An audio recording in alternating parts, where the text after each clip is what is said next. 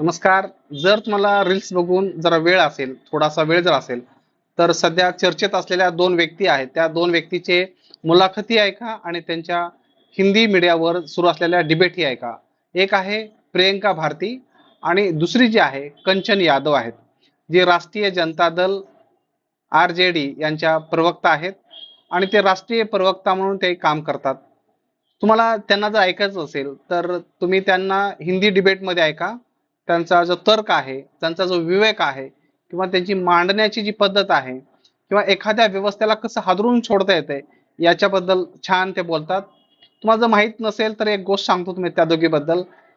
ज्या मोठमोठे पक्ष आहेत त्या पक्षाने सुद्धा त्यांना टीव्ही डिबेटमध्ये येऊ नये यासाठी बंद केलंय. कोण? तर विरोधी पक्षांनी.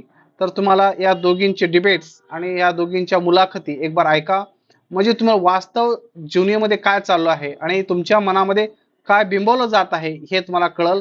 यासाठी दोघींची नावं लक्षात ठेवा, प्रियंका भारती आणि कंचन यादव या आरजेडीच्या प्रवक्ता आहेत. तुम्ही फक्त त्यांना प्रवक्ता म्हणून पहा.